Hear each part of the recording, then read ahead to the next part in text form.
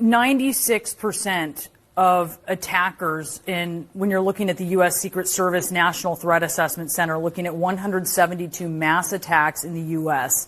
between 2016 and 2020, 96% were non-trans men.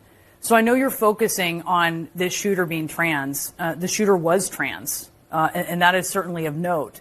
But are you missing the bigger picture here when you zero in on that instead of more broadly these school shooters as an epidemic, and you perhaps miss the through line that connects them all?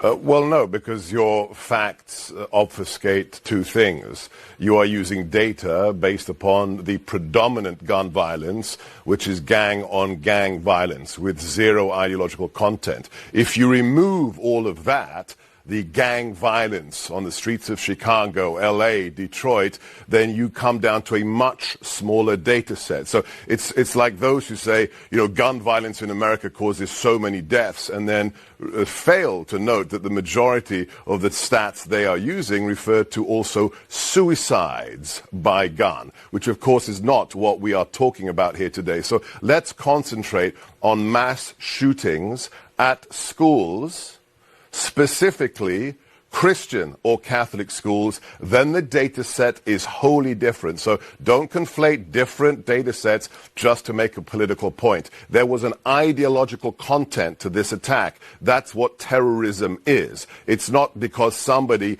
didn't get the drug deal they wanted. It is an ideological message, whether it was anti-Israel, as in this case, whether it targeted President Trump in its rhetoric, as we saw on one of the magazines written by the perpetrator on that YouTube video, or whether we saw the fact that it was anti-Christian and targeting children. That has nothing to do with gang violence. Let's not mix the two things up. So let's narrow it down then, because by CNN's count, when you look at 32 school shootings since 2020, in which you have 4 or more people who have been killed. So these are the larger school shootings. Only 3 of 32 of those shootings were committed by transgender shooters. Yeah, forgive me if I don't go with CNN stats, okay? CNN has proven itself to be wholly inaccurate in all kinds of things for the last 10 years, perpetrators of the Russia hoax, and that we didn't have an open border. So please forgive me if I don't take your stats for granted. All right, it's simple math. 2 of 32 No, it's shootings. not. It's distortions.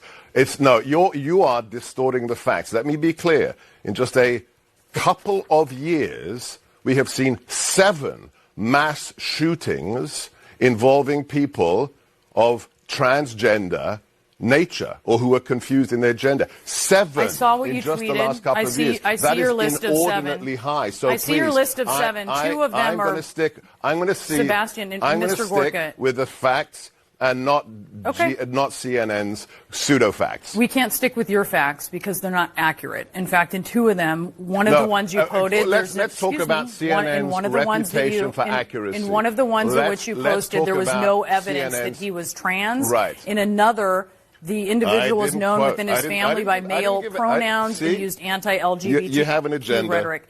No, well, let me ask you this. You've made it clear, and this is not going to change. You think transgender people are the problem here. So what specifically do you think should be done? No. When did I say that?